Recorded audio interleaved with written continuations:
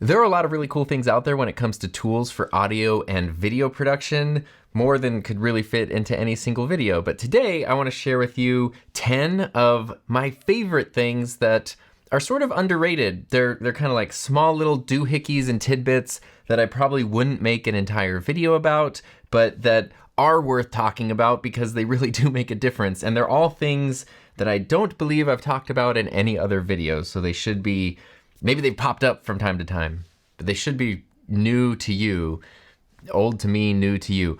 Also, trying something a little bit different with this video specifically because I kind of went down a rabbit hole and was watching some old school YouTube videos from like 2011, 2012, when I first really started paying attention to the camera, photo, video, audio space on YouTube, which was very different at the time. And I noticed how a lot of those early videos that totally hooked me in and that I really liked were really simple. Like in the world of hyper editing and craziness, they were just someone sort of like talking to you about stuff that they liked. And I kind of thought this video would be a good chance for me to sort of just talk to you about some stuff that I like, as if we were hanging out together and I was just telling you about these things, because it's probably what would be happening if we were hanging out together. So what that means is I'm not going to edit this, and we're going to see how that works out. And I think it'll give it sort of a different vibe, a different tone, a little more casual, maybe more like a podcast than a regular video. But, you know, I love polished B-roll. I love good editing. I love concise videos and stuff. But I think there's something to be said for sort of letting things breathe and just sort of, you know, hang out and be a little more relaxed. And so that is going to be the goal for today's video, is as if we were just hanging out and I'm telling you about some cool stuff that I like. This is not a sponsored thing. I'm not associated with this stuff. It's stuff that I actually love and use regularly and that you've probably seen me use and maybe even wondered what the heck it is. And so that's what we are going to talk about today. I will, though, put chapter markers down there. So if you're like, this video is really long and I just want to know about the one thing, do the chapter marker thing. Alrighty. First thing that I would like to share today is the Audio Technica AT8459. Have you not heard of that? The very catchy name, as all Audio Technica things are. This is something that was recommended to me in the comments of a video about a Lewitt microphone that has like a weird shock mount, and when I was putting it on my boom arm, it wouldn't fit. I couldn't get it to like position where I wanted it. This is not the Lewitt microphone, by the way. And somebody recommended the Audio Technica AT8459. This thing is amazing. It's not super cheap. Like, it's a small little, basically ball mount that it has a 5/8 on one side, and 5/8 on the other side. And you can add your adapters to fit different mics if you need it. So it's made to go on mic arms, mic stands, and basically it's incredibly heavy duty. And that means that when you tighten it down, the mic will stay wherever it is. So you can put it on a mic stand and then you can position a mic in whatever angle you need. So it doesn't matter what the head of your mic arm or your mic stand does. You can then get whatever position you need. And the price, that $50 price, goes into the quality and the sturdiness of this, because I tried doing similar things using stuff like these small rig adapters, which are great, and I could put other adapters on them and little mounts, and it kind of got the job done. But as soon as like the center of gravity was off a little bit, or things got just a little like too heavy, they would start to sag. This thing, if I can get it in focus here, this thing is incredibly sturdy, incredibly heavy duty, and that's what you're paying for. So it's one of those things where it's like, it's expensive, but you'll only have to buy it one time, probably ever. I've had mine for well over a year now, and I've used it a lot, and it's held up great. The only thing, which I don't mind, because I actually think this looks kind of cool. I don't know if you can see on here, if my camera will not focus on my eye. There it goes. You can kind of see some gold happening. So it's like the black coating is being worn off and whatever the brass or gold color underneath is shining through. That's just some wear and tear that's happened. I think that actually looks kind of cool, so I don't mind that at all, but that's really the only potential downside that I've had with this so far. So the Audio Technica AT8459 has been an absolute game changer. If I'm not using a mic like this is the pod mic, and it not only does this arm have a bit more of a positional ball mount on it, this is the Elgato arm, but the pod mic itself is easier to position than most microphones. If you're using a lot of condenser mics that come in specialized shock mounts, this can be a game changer. And I know I'm not talking about this, but these are cool. Rode sent me this. This is a Rode windscreen for the pod mic. And I believe at some point in the not too distant future, maybe even, depending on where you're watching this video right now, I believe these will be for sale, and that's cool, but I don't think they are for sale yet, so just push that out of the frame there. So Audio Technica AT8459, that's the first thing we're talking about. What's the next thing on my list? Ah, yes. Speaking of mics and things that are outstanding, these are a couple of outstanding stands. Well, okay. The product category here I want to talk about are tabletop mic stands, because these are really helpful. Most of the time I prefer a boom arm for a lot of reasons. Well, here's the big reason. It doesn't take up any space in front of me. It puts the mic in front of you and I can still put stuff, move my arms, do the whole thing. When you use a mic on a mic stand, now you have this mic stand here. Depending on what your setup is, it could also be more prone to picking up noise and stuff. But sometimes, depending on your setup or the project you're working on, having a mic just on a simple tabletop stand in front of you is incredibly helpful. And I found a bunch that I really like that I have, I don't know, 1, 2, 3, 4, I think I have like 6 of these. These are Samson, I think it's the MD5. These are Samson tabletop stands. I'll put links to everything in the description. They're pretty affordable. I think they're usually like 20 bucks. So that's not bad. I'm $1. These are 20 bucks. This is what you get. You get a weighted base and the little the thing that goes in to hold the mic. It's got a 5/8 adapter or 5/8 mount, and that's it. I have found though that on a lot of microphones this is a little too short, and so I bought a pack of these microphone extension tubes. It's just 5/8 and 5/8, and then you can pop those on here, and then, at least for me, when I put a mic on here, this seems to position it pretty much just the right height. There are some tabletop stands that have like extensions and you can just telescope them up or down, and those are cool too.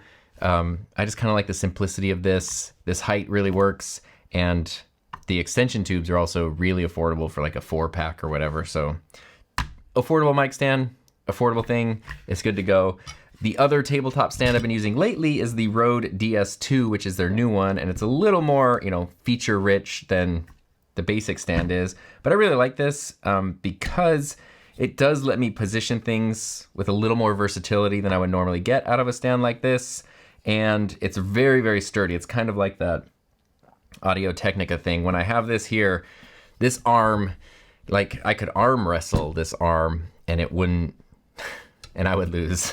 Which I guess isn't saying much, because I'd probably lose most arm wrestling matches, but lose against this arm. And cool thing is this base is so freaking heavy that even when you have something that's kind of like off balance, it won't tip for the most part. It's definitely possible to make it tip if you go crazy with it. But this is a good stand if you also want to use it for something beyond microphones. If you want to use small lights, small cameras, this is a great option. The downside to this stand is that it's $90. It's incredibly well built. You probably won't ever have to buy another one, but it is a $90 stand. This is a $20, maybe $23 if you include the extension tube stand. I don't think this is, $70 better than this, but it is a really good mic stand that has some really cool versatility, super well built, and it's fun to use. The thing I don't like, I guess the only thing I don't like other than, I guess you could argue the price, is the end here. The end mount only goes up and down. It doesn't go side to side at all, which is usually fine. But depending on the mic that you're connecting, it might get a little, sometimes it might get a little weird to position. That's all I'm saying. I've been able to make it work with every mic I've used so far, but sometimes I have to be a little creative with how I do that. So tabletop mic stands are definitely something that I love and use a lot and get a lot of questions about. The next thing, kind of going in the microphone category here, these always look really fun on camera. These Rode XLR cables. I like these a lot. And the thing that I like about them is they sort of check all the boxes in what I'm looking for in an XLR cable. Rode came out with these in 2023, and I feel like they flew under the radar. Like, they did not make a big deal about these being released. They didn't really announce them anywhere. And they're one of the coolest things that I think Rode has come out with in a long time because they're so useful. They are canary cables, the cable itself, and then the connectors are Neutrik connectors. But as I've learned, I just uploaded a candid chat with Alan from SoundSpeeds to like my Patreon and YouTube channel member stuff, where he was tearing these apart and explaining how they could be better. And just because you have a name brand that's good on a connector or cable doesn't mean it's the best version of that thing. But for me, these have worked great. I've not had a single one of them fail. I use them all the time in here, and I also like, move them around a lot. So they get used and moved a lot. They've not given me any issues. I've not had any problems with interference or poor connectors or anything. I love the colors that they come in. Obviously, I went for all the bright colors, but you could go with a standard black if you don't want to. If you want to be a little more discreet, you can go with a standard black. But come on, these are. I think there's also a red one and an orange one. There's all kinds of cool colors of these, and they work great. They come in different sizes, and they come at different prices. So you can get a 3-meter cable, which is what, 9 feet. 3 times 3 is 9. 9 feet is $35 is the MSRP. You can get a 6-meter cable, which is what, 18 feet? Yeah, something like that, for $46. So prior to these, if I wanted something, colorful that looked cool on camera or just made it easy to tell that the cable was mine, I was just going to Amazon and getting whatever I could find. And I had a lot of those cables fail, and a lot of those cables have interference problems, and I had to resolder the connectors, and they just didn't inspire confidence. The Rode cables, while there definitely are still better XLR cables out there, the Rode cables, I think, are that perfect overlap between price, performance, reliability, the kind of stuff that you want out of a piece of gear like this. So these are awesome. I just got rid of all my other XLR cables, and I've just been using these. So I got rid of all my cheap ones because now I know no matter what cable I grab, it's gonna be a good one. And I just, look how good they look on camera. Like, I'm just gonna leave this pile of cables here because it's so bright and colorful. What else? Oh, microphones. Here we go. We're not talking about this microphone. This is the Shure SM7B. It's a $400 microphone. We're gonna talk about this right here. One of the most common, I think literally every day on some video, someone will leave a comment asking where I get the windscreen for the microphones, because I often have these colored windscreens. These are from a website called reporterstore.com. I have no affiliation with them. I don't even have an affiliate link with them, so I get nothing if you order stuff from these. I have just bought a lot of these from them over the years, and they're great because they come in, they're high quality windscreens. So first and foremost, they do have some colored windscreens on Amazon now, and I tried ordering one, and they're way cheap. They're like $6 or $7, and they look cool. They really stink when you get them, and they just sort of off gas who knows what kind of potentially toxic odors for a couple days after you get it. And they're fine. They're not as high quality as this. They don't reject plosives while not affecting the sound as much as these do. These are great at, muffling some wind, rejecting plosives, but also not really altering the sound of your microphone. And they come in these awesome colors. So I have a lot of these. They usually, depending on the price, or depending on the one that you get for a microphone, they have the SM7B ones, which also work on the Shure MV7. They make MV7 specific ones now. They make pod mic ones. They make these, which I'm really excited to use in a future video for the Rode Interview Go. You can get ones for these in all kinds of different colors. And it's just cool. Like, I don't know. It's fun to just sort of personalize your microphone. I am someone, darn it, who, if a microphone or any piece of equipment looks neat, it makes me want to use it more. I know that the looks of a microphone don't affect the sound of a microphone, but it looks like the looks make me want to give it a second look because it's more fun to use. I don't know. I'm a visual person. Speaking of these pads, though, another common question I get is this. My Rode NTH100s that have these headphone cups on them. Did you know you can just pop the headphone cups out of the Rode NTH100 and the straps up here are just Velcro? These are great, and Rode sent these out last summer. It was just kind of a fun surprise. It sort of showed up in a box, and they're awesome. And I believe they were kind of just a limited run thing. I thought maybe it was a tease like this, the windscreens here, and then it was gonna be for sale later, but I think this was just sort of a limited thing, and they're really cool, and I feel like if they were for sale, people would buy the heck out of them. How cool, like, to get these colors for your headphones, and you could even mix and match things. That'd be awesome. But I guess they didn't want to go down that road or whatever reason. They've held up pretty well. I mean, like, you know, I'm a clean enough person, and they're not like all greasy or gross, and I wear them all the time. But I do get asked about those a lot, and unfortunately, as of now, they're not available for sale anywhere, so I just sort of got crazy lucky as far as that goes. All right. Oh, you're gonna love the next thing I have, because the thing you're gonna love are these gloves. Bet you didn't expect that to pop up in this video. These are great for committing crimes. Sorry, that joke was a crime. These are PGY Tech like photography gloves. And I've had these for a long time, long enough for them to get schmuckus all up in the Velcro there. These are awesome. So I wear these. These are just my gloves that I wear anytime it's cold out or I'm committing crimes. And they're awesome because they have really, sorry, I can't get the stupid, like, I don't use these to commit crimes, okay? The glove fits, but I still must acquit making this joke.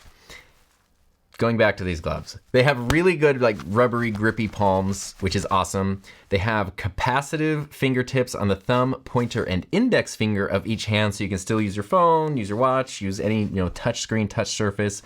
But the reason they're photography gloves is because the middle pointer and thumb of each hand opens up, and then they also snap back, so you can just pop them on here very elegantly.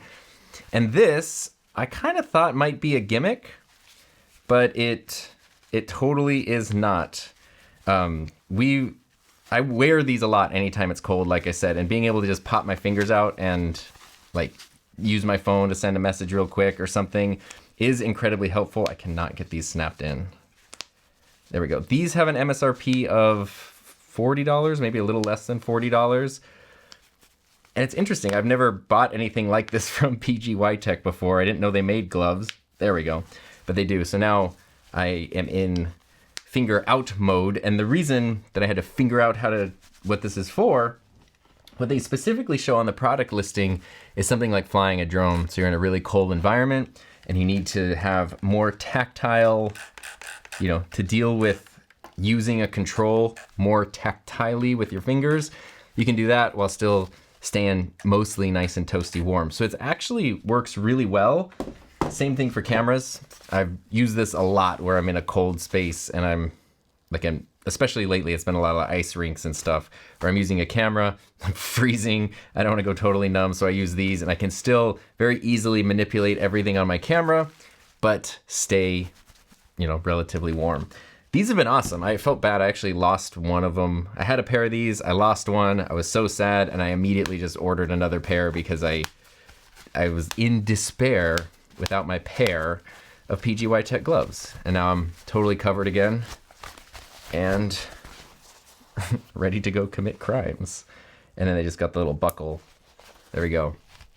It would be a crime for me not to tell you about these gloves. All right. What's next on my list? Oh, going down the PGY Tech. Why, you say? PGY Tech MantisPod. This is probably the most expensive thing that's on my list today, but MantisPod is cool. This is why it's good to edit videos, because sometimes I can cut out things that don't work, like that joke. This has been my favorite small tripod for, oh gosh, going on 2 years now, I think.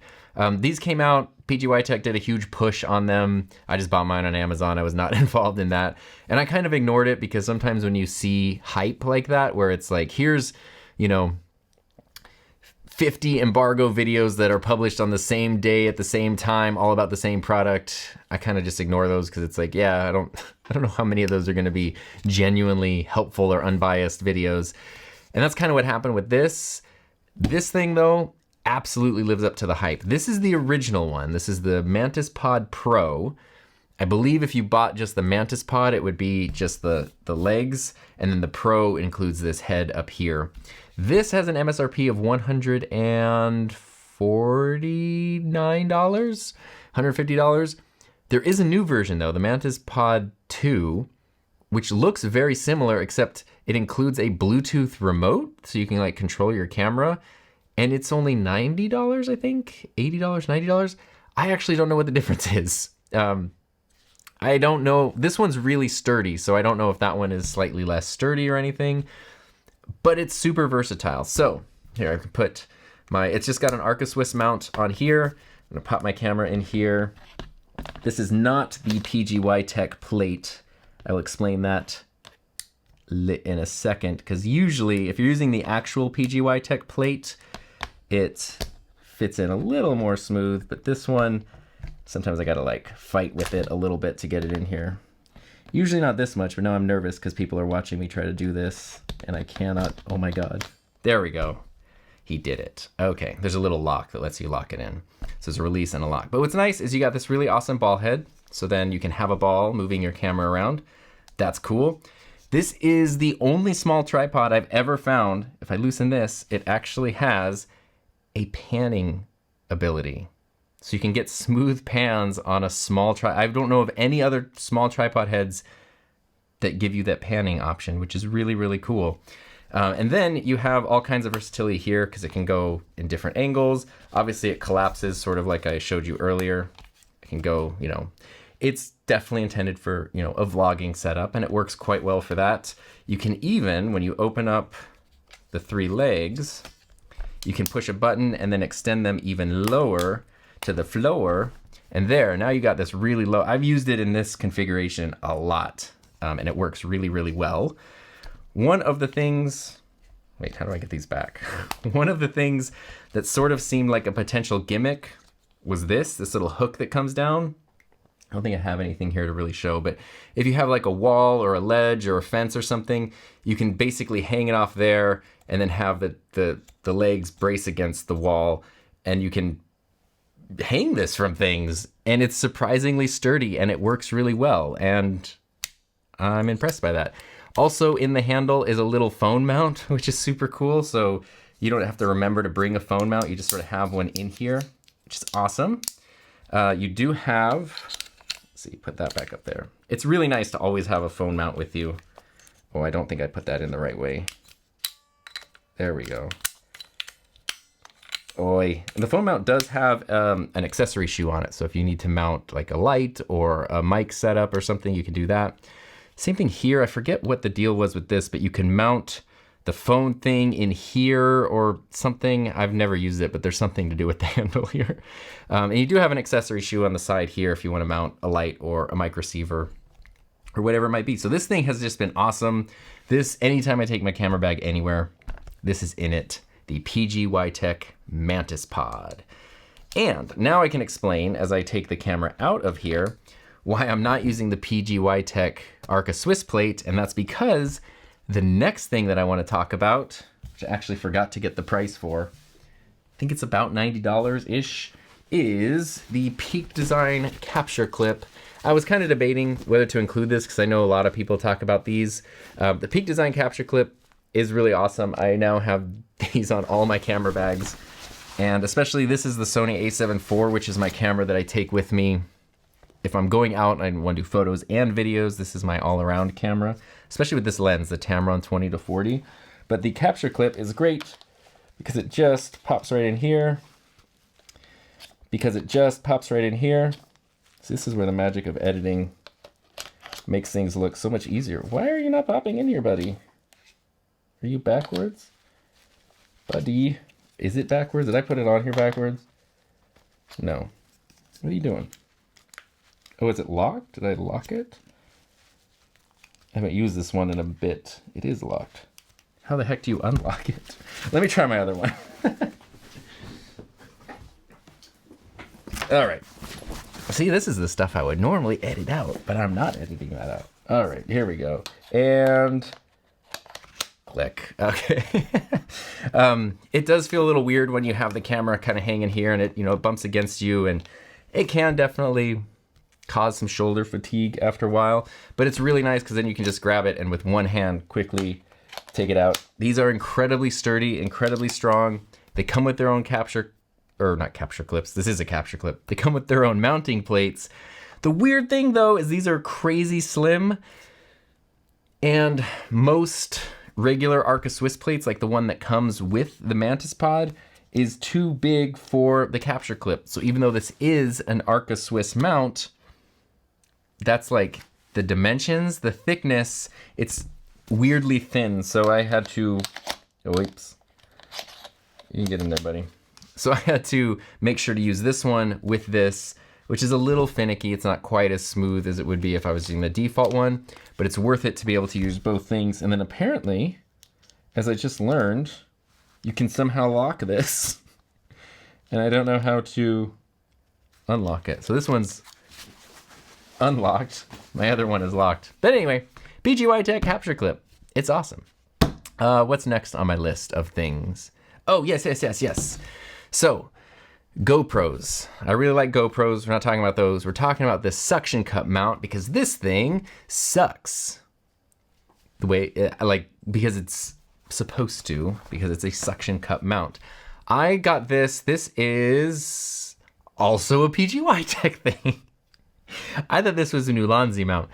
Apparently, this video is accidentally sponsored by PGY Tech. It's not. I paid for all of these things, but I guess they just make really good stuff. So this has an MSRP of about $40.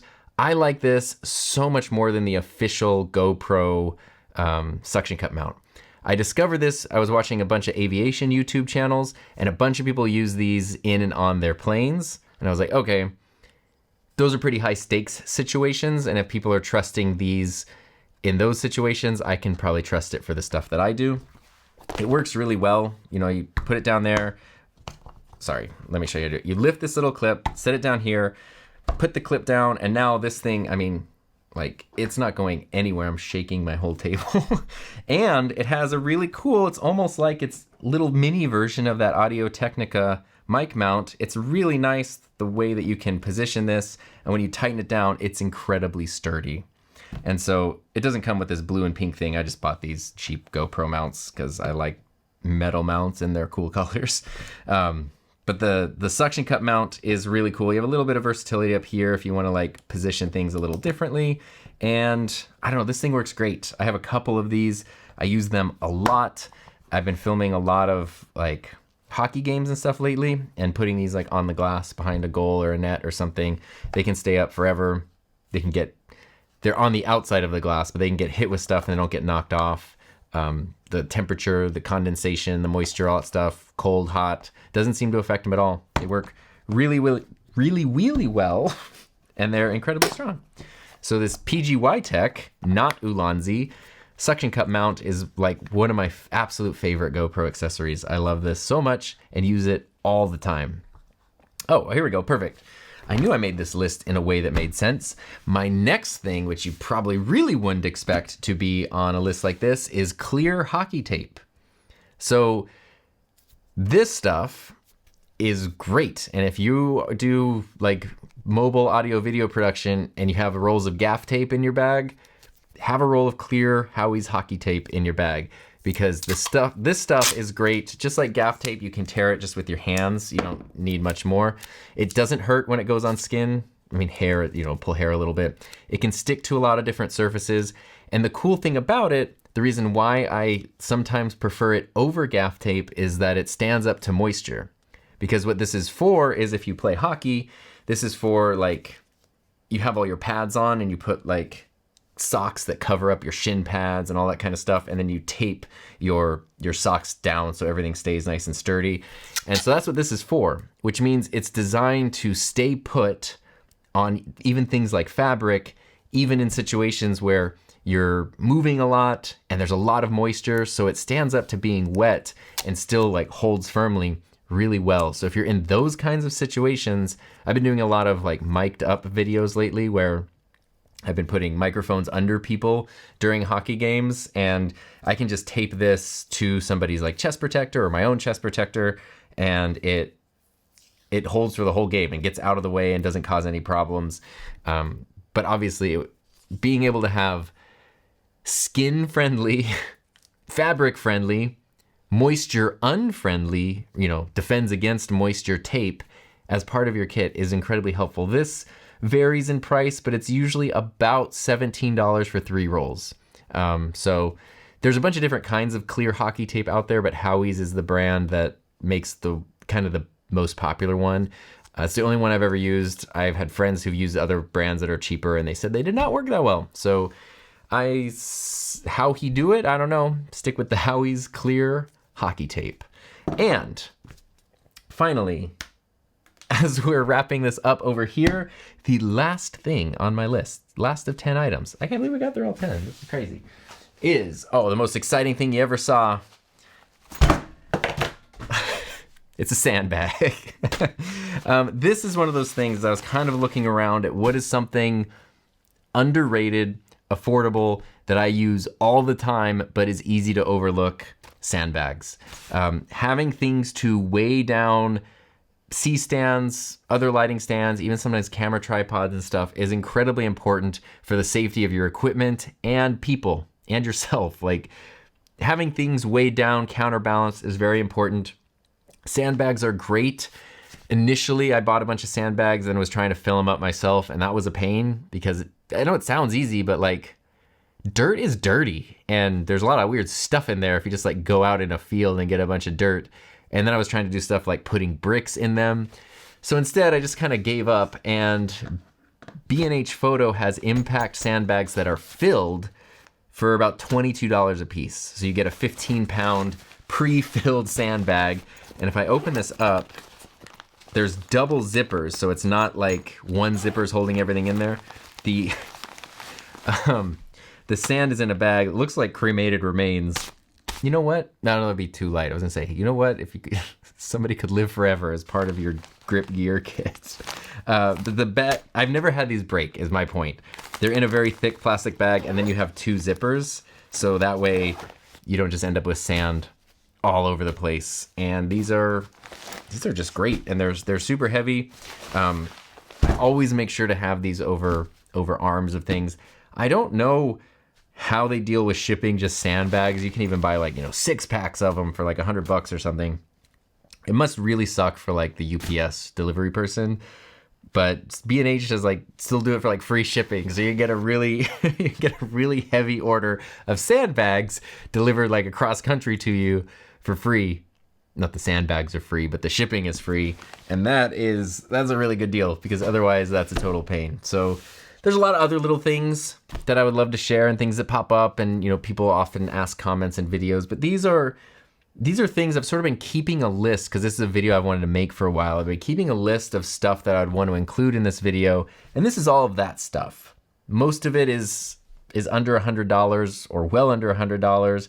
It's all stuff that I've used a lot, all stuff that I use very frequently, and all stuff that I've found incredibly helpful. So I hope that was incredibly helpful to you. If there's something you use a lot that you're super excited about, feel free to let us know in the comments down below. Hope you enjoyed this. This will be a really easy video for me to edit because I kind of don't have to do anything. I guess put up some channel supporter names at the end, because thank you to everyone who helps support my channel through Patreon and YouTube channel memberships. I greatly appreciate you, and I also greatly appreciate everyone who is sitting through to the end of this video and watching this whole video here. I don't know how to end a video that's not edited well. Here, I'll put the end screen. Watch this video. The algorithm picked it.